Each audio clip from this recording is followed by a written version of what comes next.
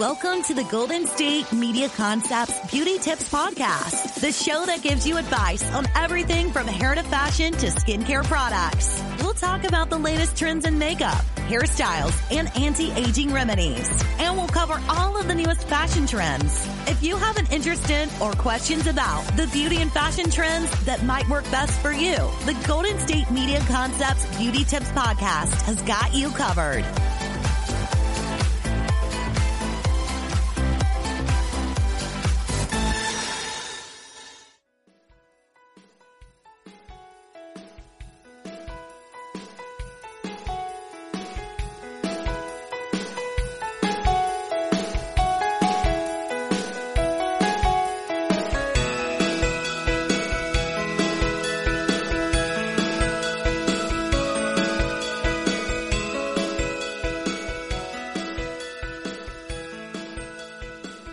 Hi everyone, welcome back to another episode of the GSMC Beauty Tips Podcast, brought to you by the GSMC Podcast Network. I'm your host, Betsy Scaresbrick, and I'm happy to have you here with me for my first episode of the week.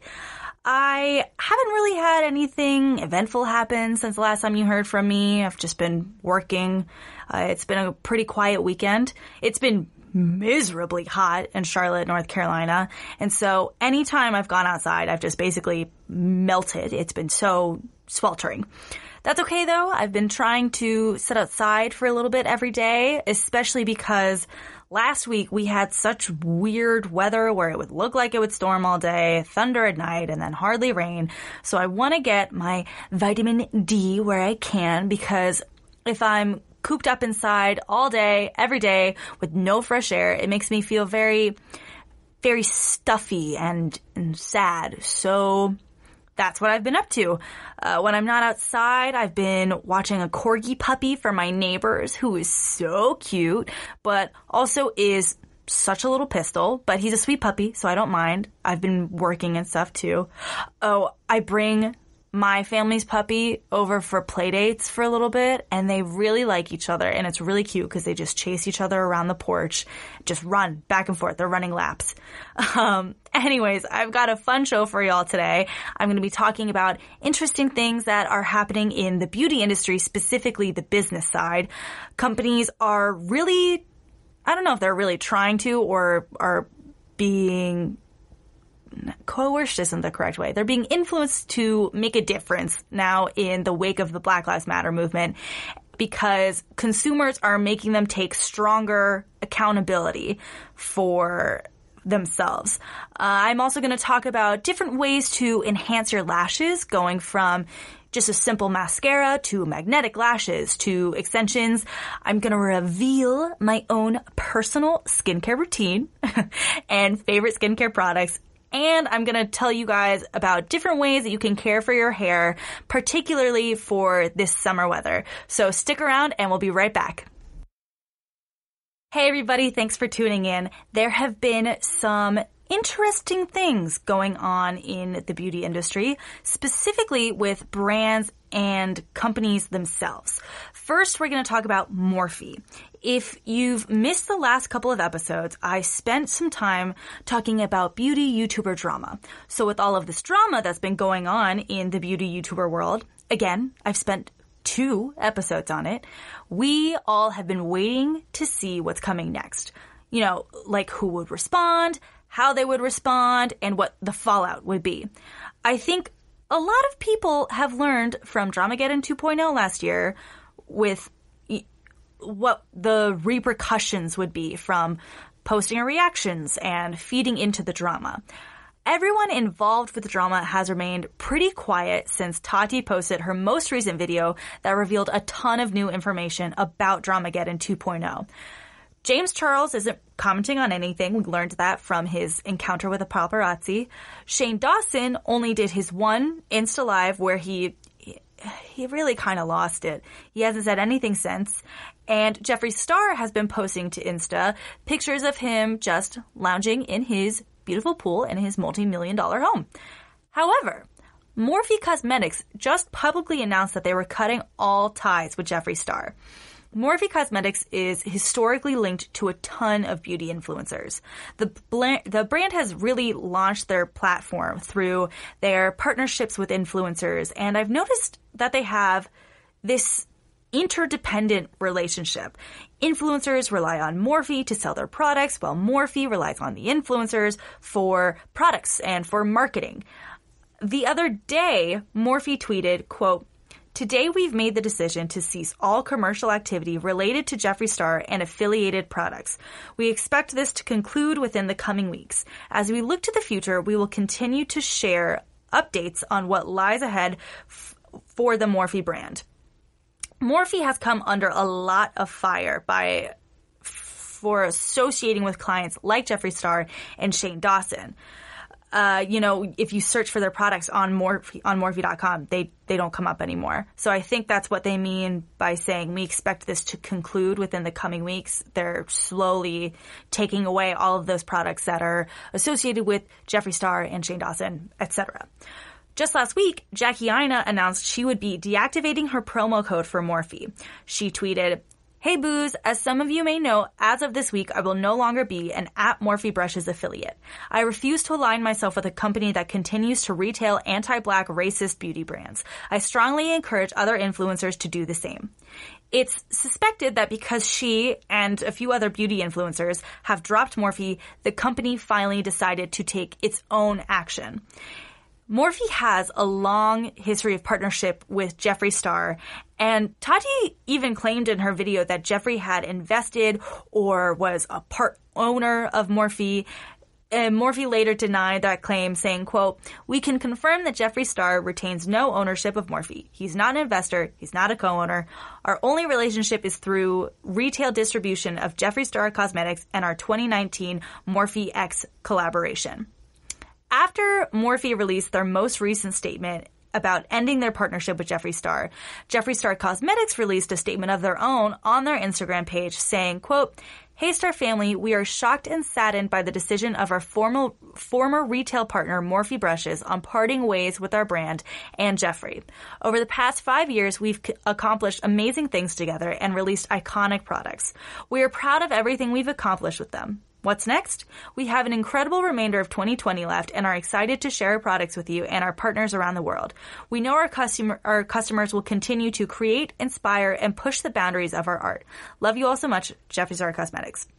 Now, keep in mind, Jeffree Star has not personally commented on any of these recent events. To be completely honest, I think he's cooking up a really huge response that's going to really shake things up. Now, that might just be a conspiracy of my own, but the reason I think this is because Tati has warned us in her video that Jeffree had a lot of blackmail material on a lot of people. She said, quote, "My opinion, he's going to go off, guys, and I don't think he will hold back. And I think we need to be prepared to understand that we need to forgive the people that he is holding hostage with veiled threats of exposure. We need to be prepared to forgive them. Otherwise, this won't stop." So with that, and the fact that Jeffree has not personally said anything, might be indicative that something big is coming.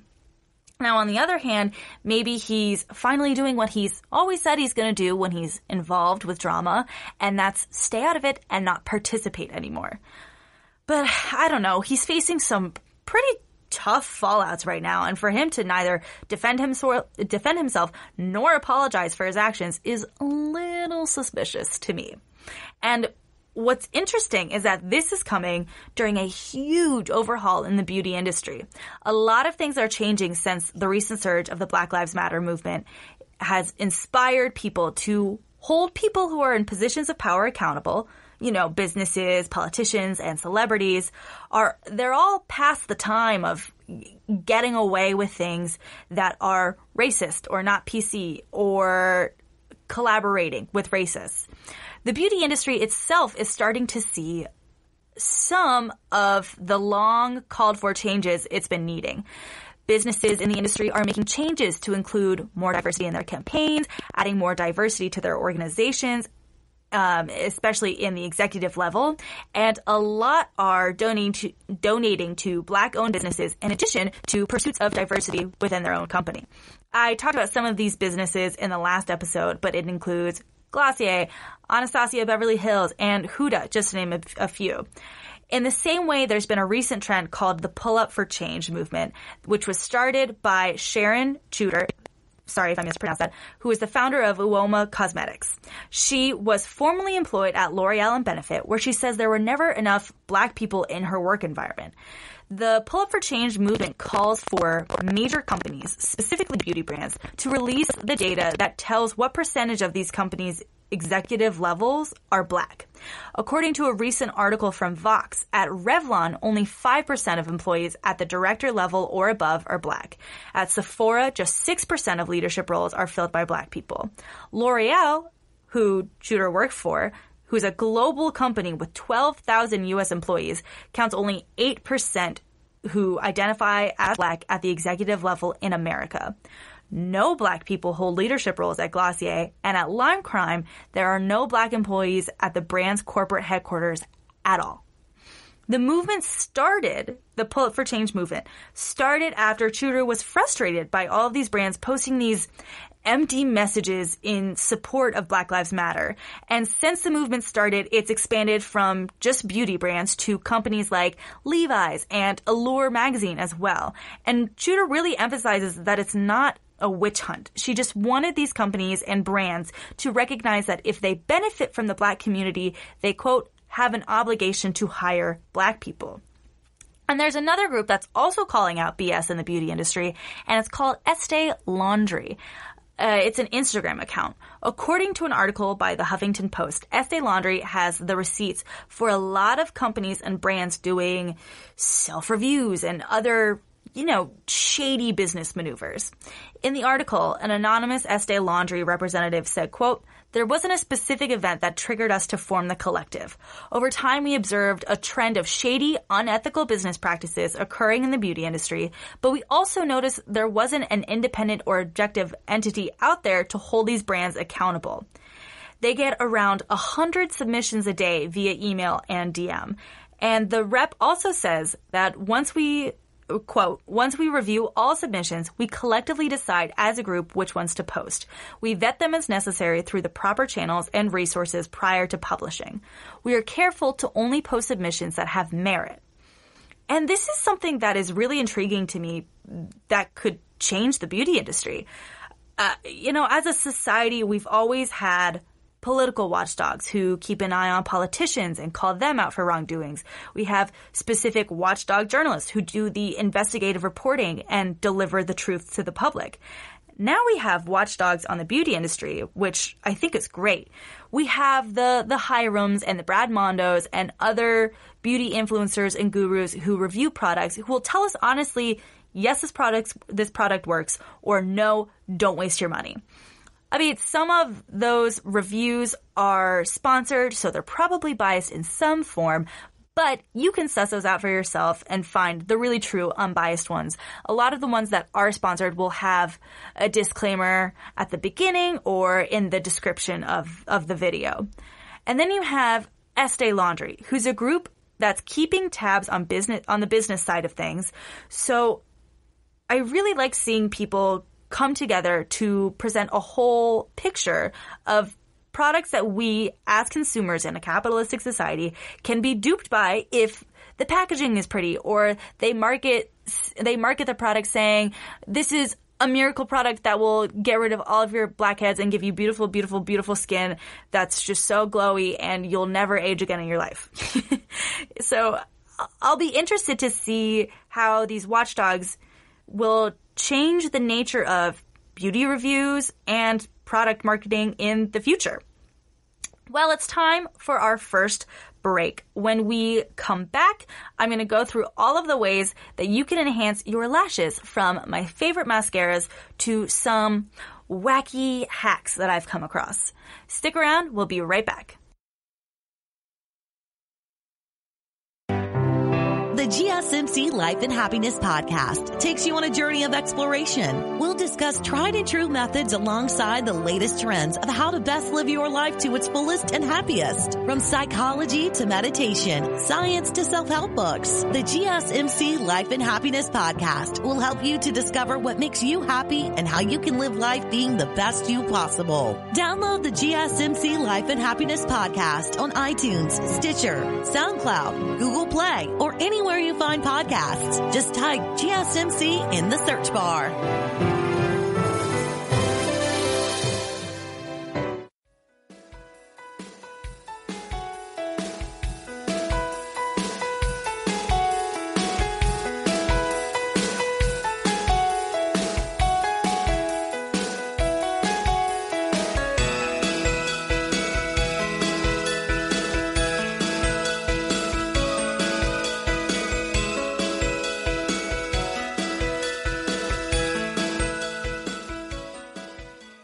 And we are back. To recap what we talked about just before the break, I went into some of the business dealings that have been going on in the beauty industry.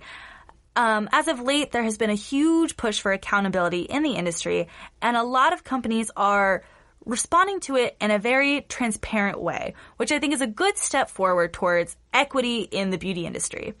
Now, switching gears, I'm going to talk about lashes.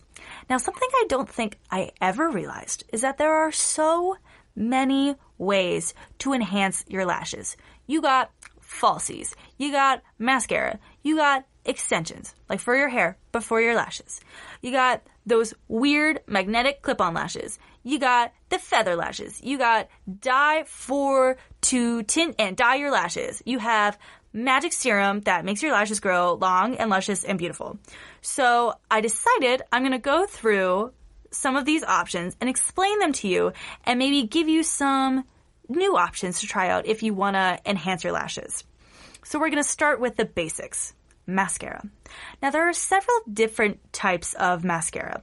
And I remember my very, very first real experience of mascara besides dance recitals and things when I was younger. My first real life wearing mascara in public that my mom let me do was in 7th grade. And she let me, adult, 12-year-old Betsy, wear clear mascara. Why she let me do this, I really don't know. It didn't do anything for me. I have long lashes, but they're blonde, so my eyeballs will look bald unless I put mascara on. So I'm wondering what wearing clear mascara would do for me. I think it was probably just her way of letting me wear makeup without me actually wearing makeup. So now I use clear mascara for my brows sometimes, every once in a while if I'm not using my normal brow gel.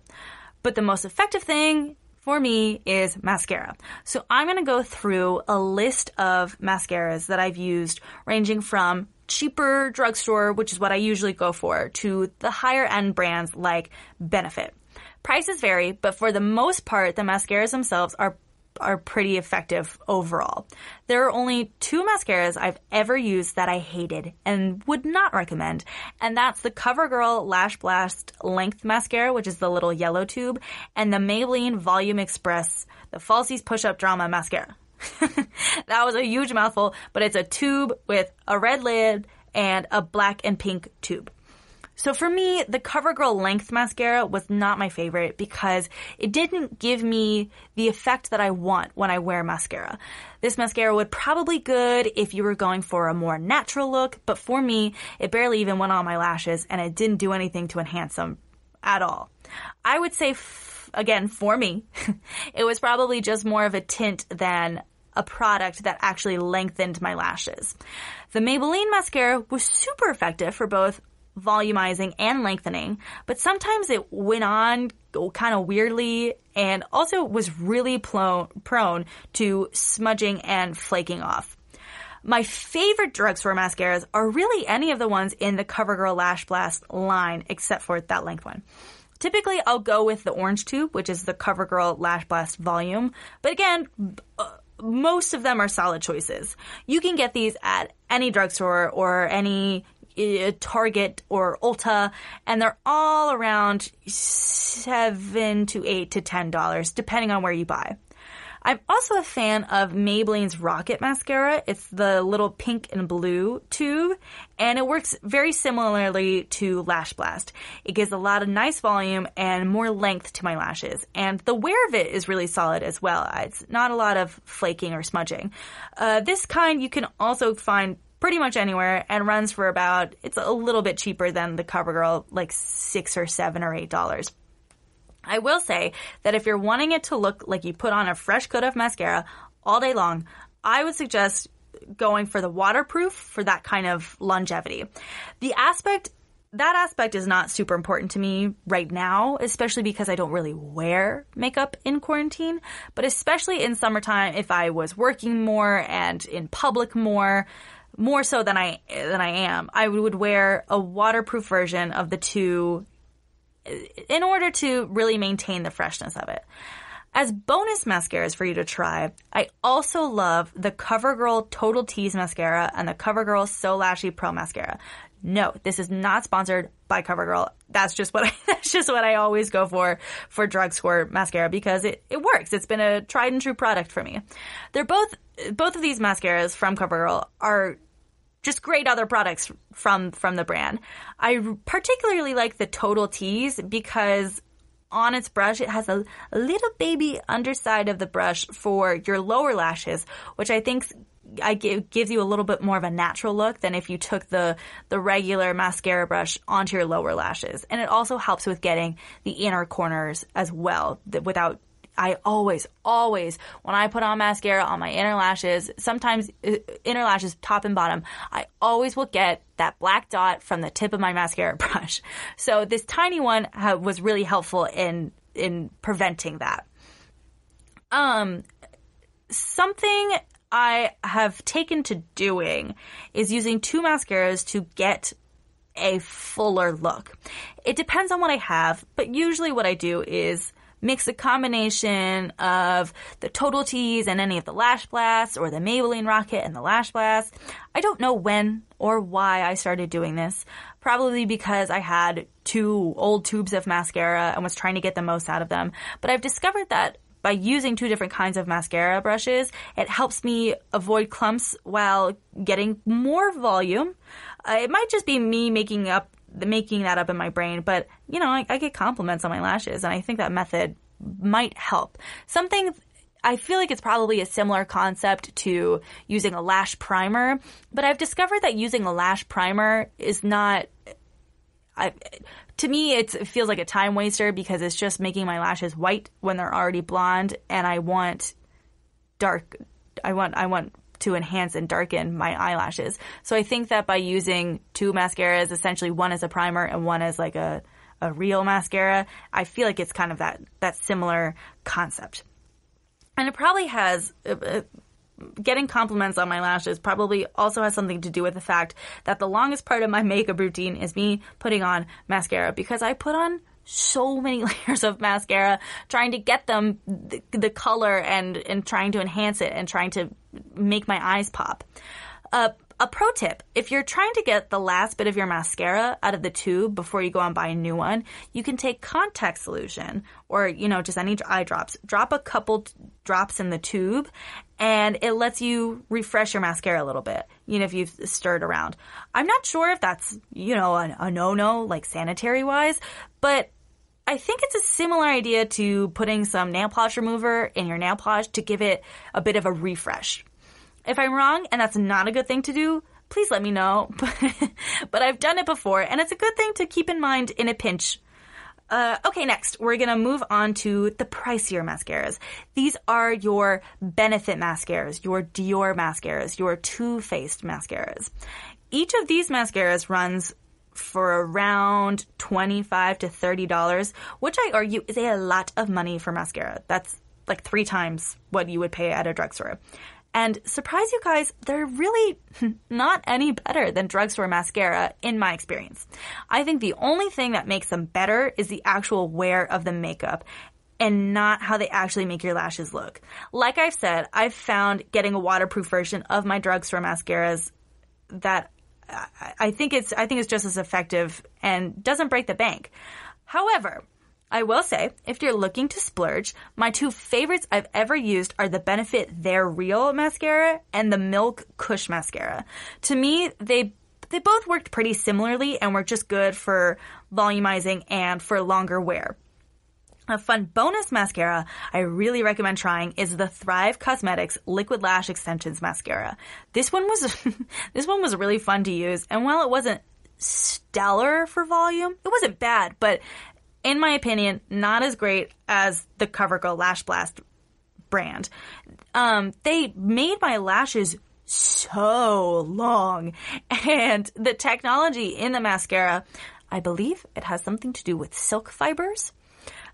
Anyway, all you have to do is apply as many coats as you want to get the desired length of your lashes. And you can get them to look long enough so that you look like Yzma from Emperor's New Groove if you wanted. Like, this mascara can make your lashes crazy long. I also had fun washing it off because it literally just slides off as you wash your face. I will admit, it's a little creepy seeing all the fibers going down the drain because it makes me think that my eyelashes are falling out.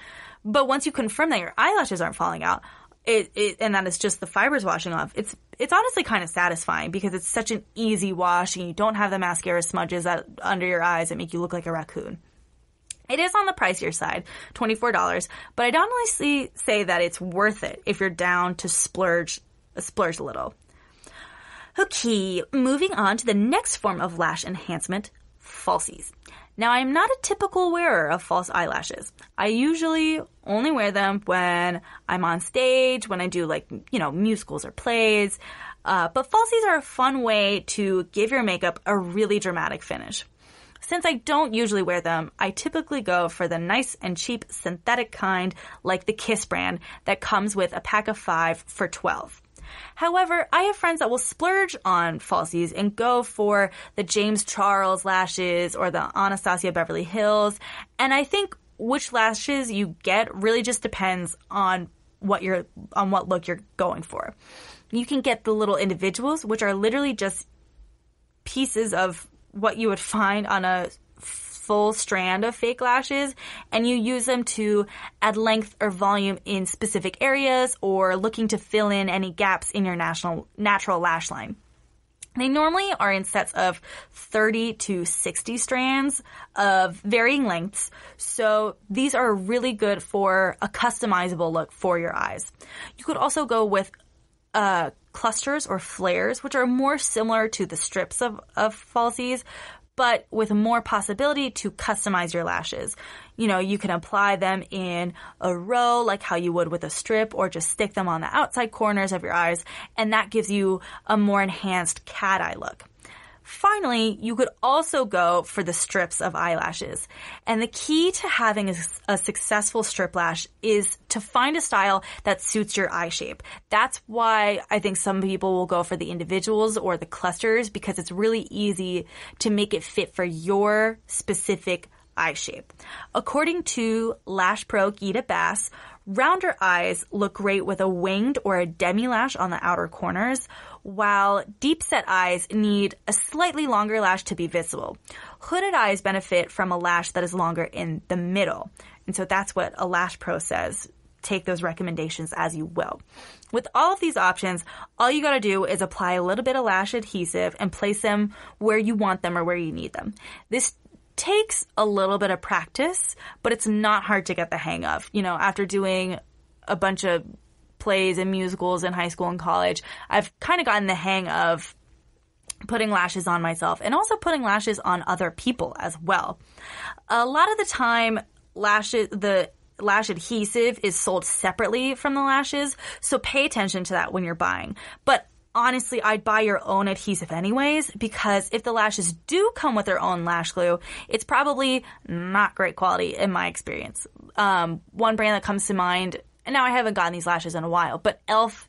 will sometimes provide its own lash adhesive, and while it's not terrible, you know, it does the trick.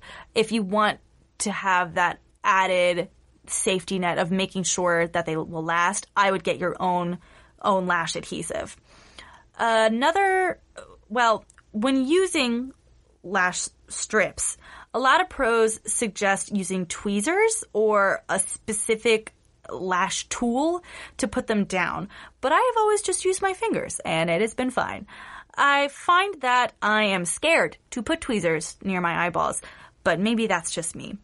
Another pro tip is that when you use strip lashes, pay attention to the length of them and try and trim them down before you... Guys, trim them down before you put them on your eyeballs. before you put them on, so it'll fit your eye closer to your actual eye shape. And then also you don't have any, hanging off the edge, and it'll be a more personal fit. Something to watch out for when you go up to the fancier lashes, the more expensive kind. A lot of them could be made with like mink, and that's not a super great. It's not a great way to support cruelty-free products. In fact, some top brands like Velour and Sephora are banning and phasing out the sale of mink lashes in order to become cruelty-free. Brands like e.l.f. and Tarte, Kiss, and Urban Decay, they're all already cruelty-free. So other brands are following suit and solely selling synthetic or fake fur lashes. A fun trend that I've seen but I haven't tried are magnetic lashes. Magnetic lashes are a new thing that I've seen promote the look of fake lashes without the messiness or the hassle. In an article by Cosmopolitan, they talked to an ophthalmologist about their thoughts on magnetic lashes. Dr. Elise Haberman says that you should limit the use of magnetic lashes because if you wear them too often, they could potentially cause lash damage or alopecia from constantly sandwiching your real lashes between the magnetic ones. So to actually wear these lashes, what you need to do is line the upper strip on the top part of your lashes and the bottom strip underneath your lashes until they click together. And while there are multiple brands that sell magnetic lashes, Dr. Haberman recommends the Kiss brand because of its important aspect, and that part of your eye that's actually supporting your lashes is your eyelid instead of supporting the magnetic lashes is your eyelid, not your natural lashes. And that's because before applying the lashes, you would also apply this magnetic eyeliner that's formulated with iron oxides, thus making the lashes stick to your lid instead of your natural lashes, which helps with preventing the lash alopecia that she warned us of earlier. All of the brands that I've seen come with a magnetic eyeliner and magnetic lash set are really expensive, upwards of $50. So I would suggest going with the brands Allure or Kiss magnetic lashes if you're not trying to break the bank on magnetic lashes because they're both less than $20. Another trend that's popped up for lashes are extensions and tints. Now, I've never gotten extensions for my lashes, nor have I gotten a tint or a lash lift. But people are raving about extensions. While people do rave about them, they're also pretty pricey, with the starting point around $120, and they could get up to $300 at some places. You can get a variety of different shapes and types of lashes, and it all depends on what you think will look best with your eye shape and what kind of look you want. According to people who have tried the lashes, your lash extension appointment will take a little while, up to 2 hours for some, and that the upkeep is really hard. It's in this way that you also have to adjust your day to day. So I'm someone who sleeps on my stomach, and people say that if you sleep on your stomach or on your side, you could crush your lashes and that they wouldn't last long, which would lead to more and more upkeep and more expenses. In addition to that, you might also have to adjust your skincare routine. Lash experts say to avoid using oily products like moisturizing oils or eye creams, and they also say you have to change the way you wash your face, the way you apply makeup, and how you wear mascara.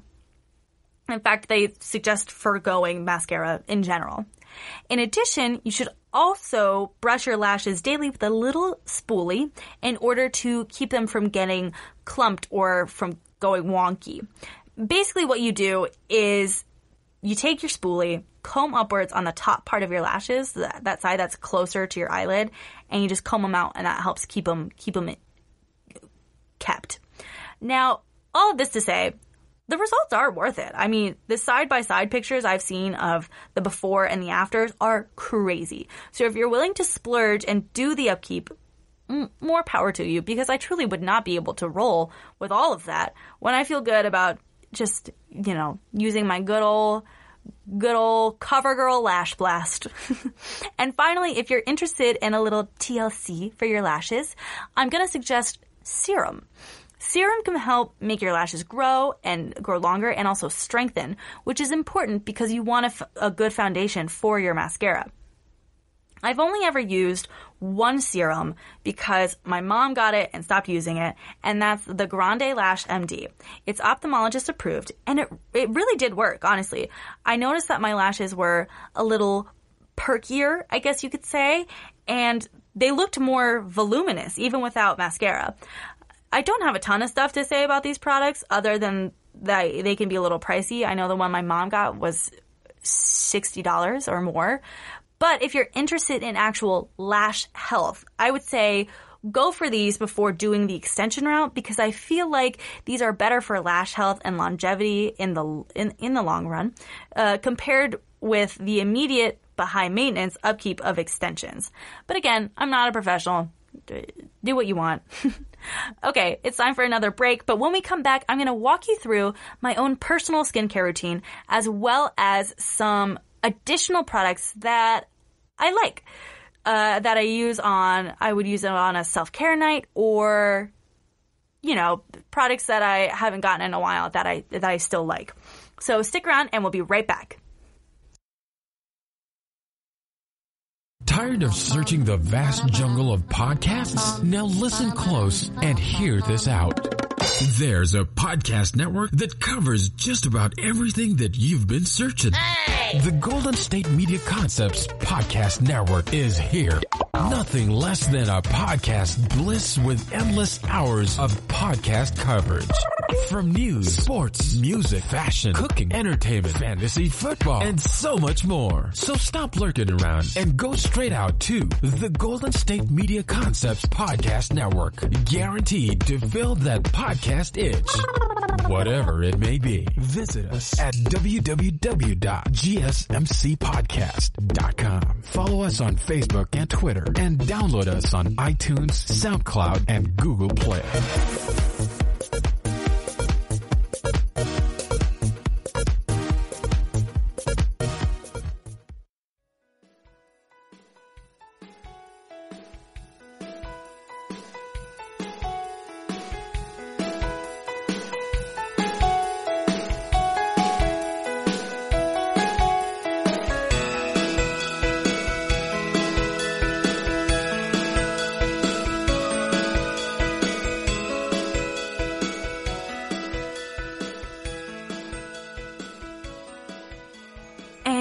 Welcome back to the GSMC Beauty Tips Podcast. I am your host, Betsy Scarisbrick. Before the break, we were talking about all the different ways you can enhance your lashes, from just mascara to getting professional extensions. And now we're going to be moving on to my own personal skincare routine, as well as some products that I really love in general, but don't use every day, like face masks or serums. And I'll probably just sprinkle those throughout. Some of these will be repeats from my top 10 favorites segment from a couple of episodes ago, so forgive me, but they are my favorite products for a reason. So that's why there's going to be some overlap. Okay, so first thing I do in my specifically nighttime skincare routine is wash my face. I know we're all supposed to double cleanse, but particularly when you wear makeup. But as I've said before, I haven't been wearing makeup because we are, in quarantine. Also, to preface, I have normal to oily skin, so bear that in mind when I talk about my products. So to wash my face, I've recently been using the Yes to Tomatoes Activated Charcoal Bar Soap. I've tried other activated charcoal products before and was not impressed with them. In fact, they made my skin worse, actually. And the only reason I got this is because I couldn't find my Shea Moisture African Black Soap. I've talked about this before, and I really like the Shea Moisture bar because my skin feels super clean, but not that dry, tight kind of feeling that really indicates that your skin is dehydrated. If I can, I'll use the Dove Rose soap to wash my face because that's my favorite. It was recommended to me by one of my best friend's dad, who's a dermatologist, when I was in high school, and I was having a terrible, terrible acne flare-up. And I think because it was so simple, it was literally just a bar of soap that wasn't too drying, it worked wonders for my skin. But lately, I haven't been able to find it in stores. I think they only carry it online now. So I have to order it if I want it. And if I need something more immediately, I'll just get something else, like the Shea Moisture Bar. All of this stuff is very, very cheap. $5 or less. I'm pretty sure the Yes to Tomatoes bar soap was like $2.99, $3.99. It wasn't expensive, like how some different facial scrubs, like with Neutrogena or Clean and Clear, those can be a little pricier. So I also like bar soaps because they're a little more affordable, and I think they last just as long, if not longer, than the facial scrubs and foams and things. So the Yes to Tomatoes charcoal bar is not nearly as bad for my skin as the Biore charcoal face wash was, and products like that. And it gets my face clean without leaving it too tight, which is what I really like. If I'm wearing makeup, in order to get my makeup off, I'll use the Soap & Glory Peaches and Clean Deep Cleansing Milk. I like this product a lot better than I like makeup wipes or micellar water because it feels less rough on my skin. I've talked before about how I just don't like micellar water and I don't know why. I really don't know why. It's because I don't know why I don't like it. I just don't. And makeup wipes feel kind of rough on my skin because I have to, rub my face with it. And so I like the Soap & Glory Peaches and Clean Deep Cleansing Milk because it doesn't take as much energy or effort for me to get my makeup off. And it also helps me use less waste if I use it specifically with a washcloth or like a face wipe, a reusable face wipe of that nature, instead of the disposable makeup wipes. I will say sometimes I just do the cotton pads because I don't have my washcloth handy, like if I'm washing it or whatever. But more often than not, I use the washcloth because it's green and good for the earth. But so after I wash my face, I'll do one of two things. And that depends on if I'm having a breakout or not. And I've talked about this product before as well. If I'm breaking out, I'll either use a spot treatment of tea tree oil, where I just get a little on my finger and dab it onto my trouble spots, which is usually around my nose or around my chin. Sometimes I'll get it in my hair, not my hairline, but like along my forehead, closer to my hairline. Or I'll use the tea tree oil rounds from Trader Joe's. And they are just little round pads that have tea tree oil on them, and they've really helped my skin. Disclaimer, I only try to use them when my face is on the oilier side, like in the summer right now, or if I've been super sweaty that day, which is when I'm more prone to breakouts. I've said before, they're kind of harsh on your skin, so proceed with caution if you want to try them.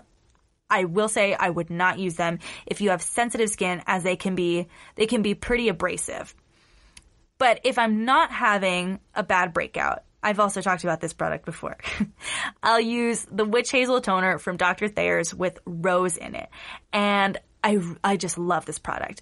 I used to use plain witch hazel or a toner that specifically targets acne, and they would almost always dry out my skin and make it worse because of their ingredients, especially because of the alcohol in it.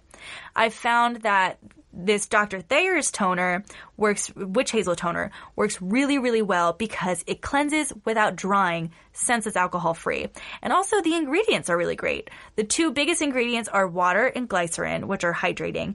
The next three biggest are the witch hazel, aloe vera, and rose water. And I've gotten really into rose-based skincare products as of late because to me, they naturally smell really good. To put on the toner, I used to use makeup rounds, but I'm trying to be, like I said, more conscientious of my waste. So I'll just pour a little bit into the palm of my hands and wipe it on my face. I know it sounds messy, but it's pretty easy to do without wasting the product. So I will wipe it on my face, and even, like I said, I don't think I waste a lot of the product. And even then, if I feel some get away from me, it's only $8 for a decent sized bottle. So I'm pleased with the way that it works. The toner always leaves my skin feeling refreshed and not dried out. So sometimes, especially in the summer when my skin is a little more oily, I can get away with just using a little bit of light moisturizer like a CeraVe. But sometimes if I'm needing more hydration, I'm noticing my skin is a little dull, a little dry, I'll go with an oil serum. And one of the last episodes, I talked about the Laura Mercier Nourishing Rose Oil. And I know I mentioned this last time I talked about it, but I snagged it from my mom a while back because she stopped using it. And if I'm not using the CeraVe, I'll use this instead. I like it a lot because it's a lightweight oil where a little goes a long way.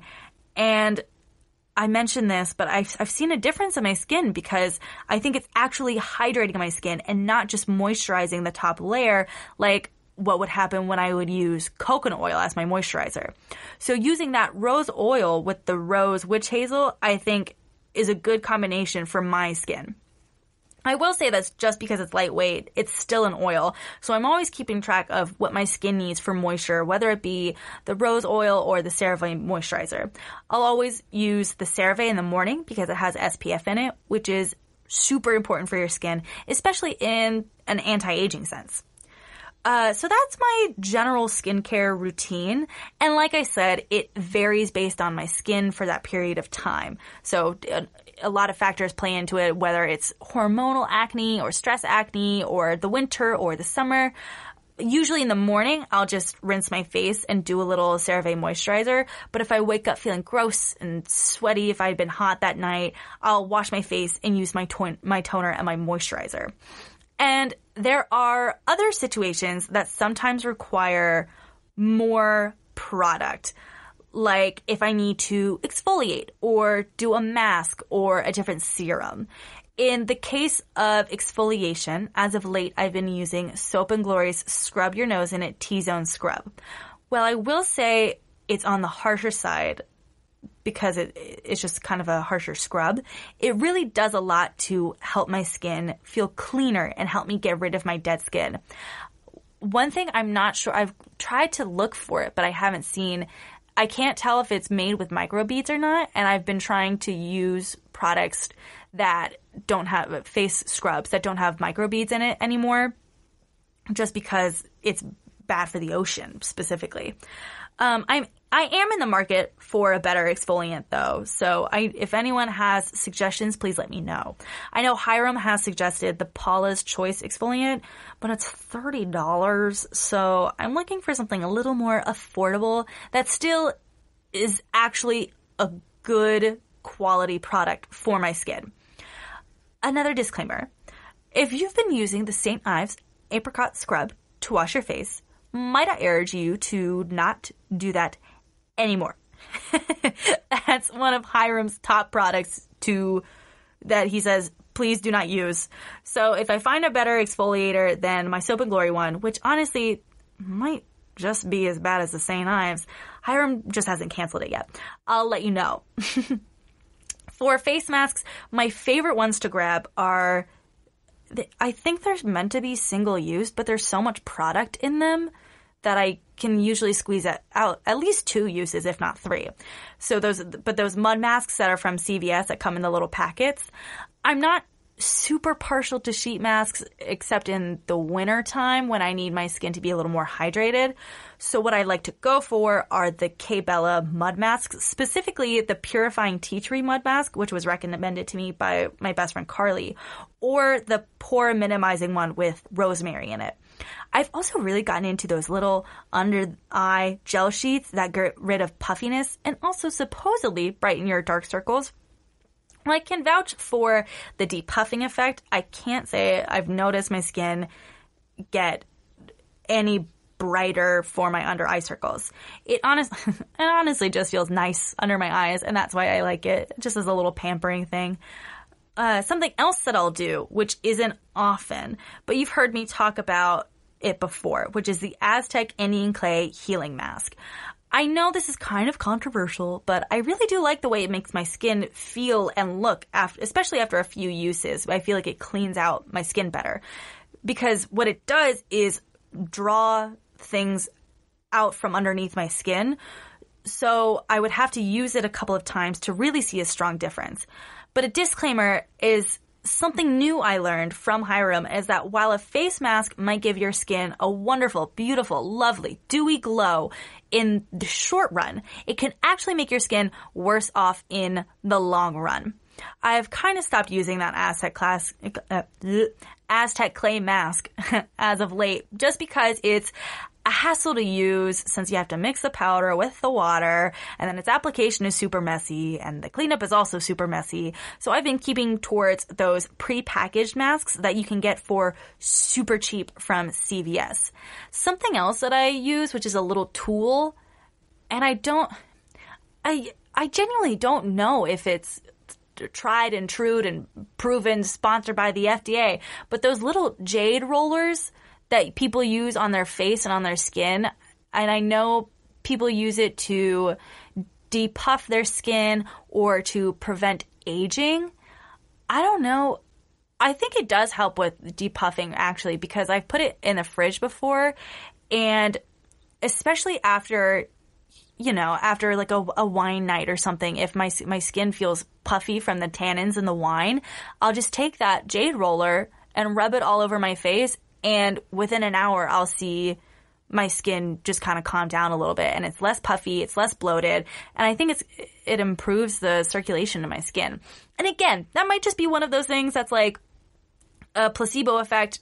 The beauty industry is marketing this to me to try and make me buy more stuff, but I like it and it feels nice on my skin, kind of in a similar way to those under eye things. It's something that's kind of cooling and it feels nice on my skin, so I use that sometimes too. So while those are the basic things that I do for my own skincare recently, if anyone has any good products they want me to look into and try and review, let me know. Also, if you have any products on my list that you've tried but have had a different experience with, I'd love to hear from you as well. We're going to take another quick break, and when we come back, I'm going to give you a list of some of the best hair products to use, especially in the summer, that include some of my own favorite products that I've used. So stick around, and we will be right back. Do you want to be healthier, yet you just don't know what to do? All these shows telling you this and that, but nothing seems to work. Well, listen close. Golden State Media Concepts has got something great for you. The Health and Wellness Podcast dedicated to workout trends, healthy eating habits, diet, and everything about healthy living. Join us in our banters as we help you not just live life to the fullest, but live it to the healthiest.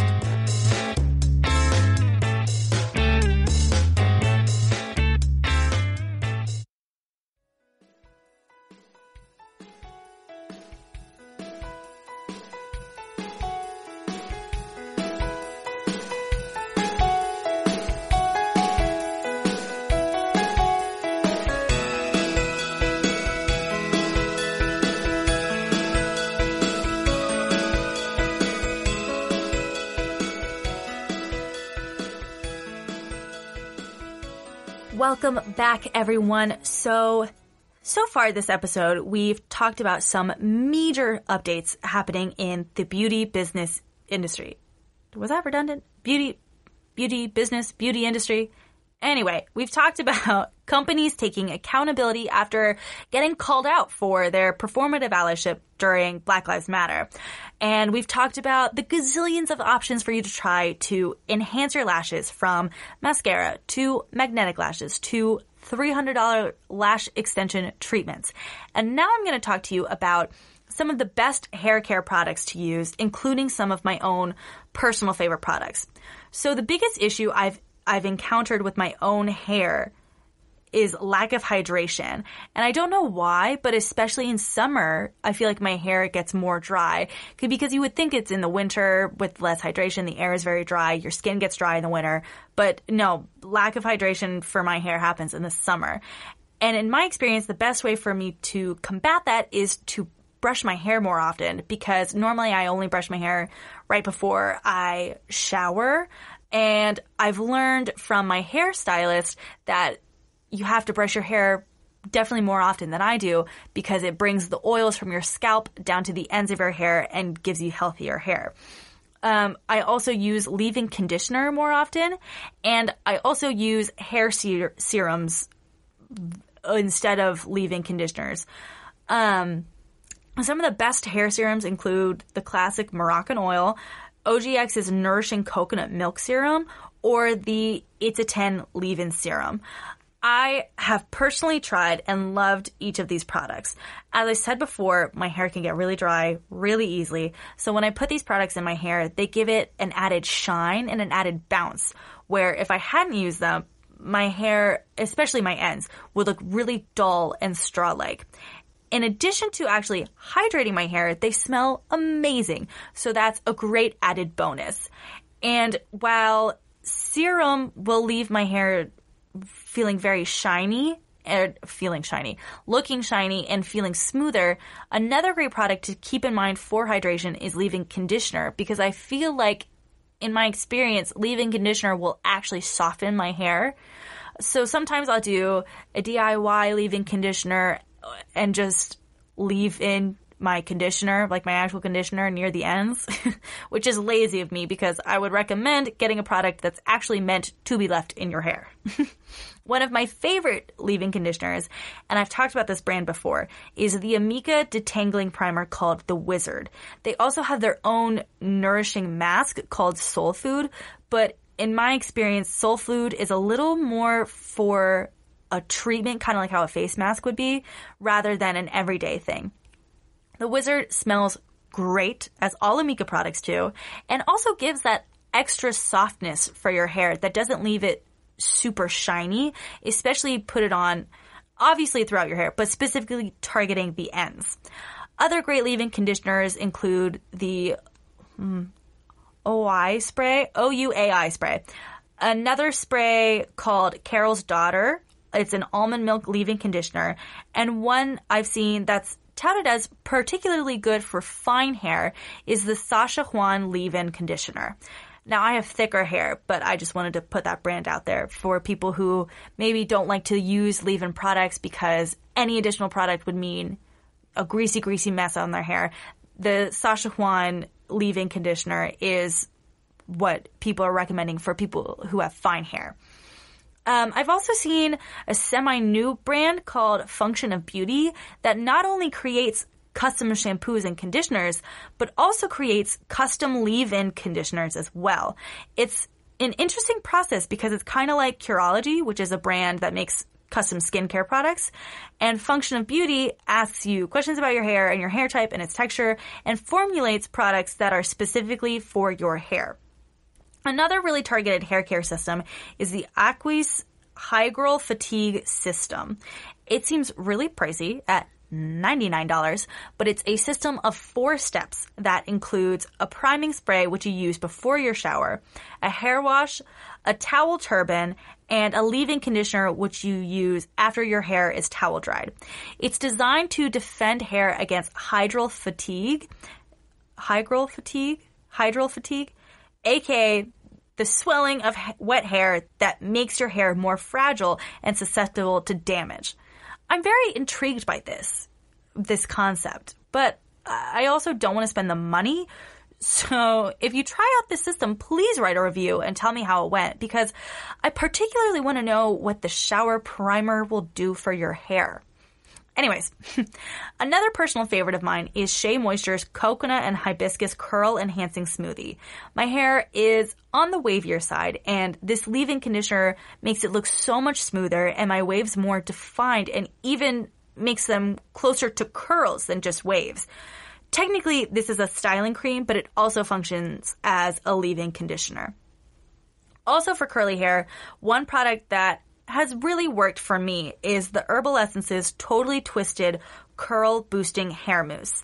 In the summertime, I notice my wavy hair gets a lot frizzier and unkempt looking than in other seasons. And what this product does is it keeps helps keeps my waves defined but not frizzy, while also still letting me keep the volume without my hair expanding in the humidity. So it keeps the volume, but it doesn't make my hair poof up like it does when it's humid outside. The next product I'm going to talk about is a saltless sea spray from Caritas. Now, I know people are really looking for the beachy waves in the summertime, and I'm the same way. The only problem is that sea salt sprays wreak absolute havoc on your hair. I mean, I remember one time, it was only one time, I used the Bumble and Bumble surf spray in my hair, and it was so dry and crusty. It felt like I had just taken a salt grinder to my hair. So maybe they've changed their formula since then, but I would not recommend that to anybody. I also, until pretty recently, honestly, used to be a devoted user of Not Your Mother's sea salt texturizing spray. And it was effective, and it gave my hair really pretty waves, but it just dried my hair out. And then I would have to use other serums and other products to try and combat it. And I was just putting so much in my hair that I don't like it. However, this spray from, and I know I butchered the pronunciation, Caritas, captures the same wave and texture-inducing effects sans dehydrating additions like sea salt, and with more sun-friendly ingredients like coconut water, UV filters, and vitamin E. Another product that's claiming beachy waves, and y'all know that I love them, I just talked about them, is Amika. And they have a new product called Sexture Beach Look Shampoo. And it's claiming that all you have to do is wash your hair with this and you'll end up getting a sexy, textured look without having to use even conditioner. It's just a one-stop shop. So here's the description from Sephora's website. And I got it from Sephora's website because I feel like it's a little bit removed from Amika and less just trying to market it. So what it is a 2-in-1 moisturizing texture shampoo that fights frizz and detoxifies, leaving hair with the perfect balance of texture and shine without over drying. It's for straight, wavy, curly, and coily hair types, any hair texture, fine, medium, or thick. It's for hair concerns for people with frizz. It helps with volumizing, and it helps for people with oiliness concerns. Highlighted ingredients include zeolite, which fights frizz, detoxifies hair, and builds long-lasting volume and texture. Kaolin clay, which is a rich mineral clay derived from sedimentary rocks, and it has oil-absorbing abilities that cleanse dirt and absorb the excess oil and impurities from your hair. It also has rice starches, which provide additional oil-absorbing properties to get rid of the ickiness in your hair while also still adding volume and texture. And Amika suggests using the saltless Bushwick Beach Wave spray with it. I haven't seen anybody try it just yet besides the woman on the website, and she also used a crimping iron. So I'll be interested to see how it goes sans crimping iron, and also check out its claims that it doesn't need conditioner, because I'm a little bit skeptical about that. And finally, I'm going to talk about Sun-In. And this is me saying, please either don't use it or be careful when using Sun-In. And I know it seems like a quick and easy and cheap way to lighten your hair just by using the sun, but it really is so bad for your hair. And I've seen so many fail videos and pictures of Sun-In turning people's hair orange, and it has a host of chemicals that are really, really so harmful for your hair. My own hair is blonde, so I definitely fall prey to the desire to lighten my hair. I used Sun-In in middle school, and it made my blonde hair really brassy. Even the John Frieda Go Blonder stuff, while it did make my hair lighter, my own stylist told me to stop using it because it lifts the color from my hair and it makes my roots and under my hair look terrible. Which, if you want to combat brassiness, I would suggest grabbing one of those purple shampoos. There's a bunch of different brands. Obviously, I use the Amika one. And it helps get rid of the brassiness in your hair, so it makes it a little more of like a cooler tone rather than a brassy tone. But back to Sun-In. In conclusion, honestly, do what you want. Use the lemon juice. Use the Sun-In. Use whatever. Again, as I've said before, and will continue to say, I'm no professional, but from this research I've done, I would love for y'all to really research these hacks before you do them, because whatever you do could potentially end up ruining your hair. Well, that's all I have for y'all today. And if you made it to the end, I love you and I'm grateful to you. I had so much fun talking about such a huge variety of things today, from beauty business to lashes. And I said before, I don't think I really fully realized how many ways there were to do lashes until I actually started planning that segment. And also we talked about my own skincare faves, as well as summer ways to care for your hair this season. Thanks for hanging out with me. You've been listening to the GSMC Beauty Tips Podcast, brought to you by the GSMC Podcast Network.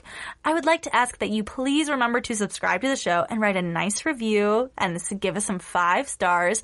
That really helps us. And also, if you can please follow us on Facebook, Twitter, and Instagram. Me and Mel are running a really fun Instagram right now, so go check us out. Have a great day, and I'll see you all back here on Friday when I talk about sustainable beauty products and a host of other topics. See ya.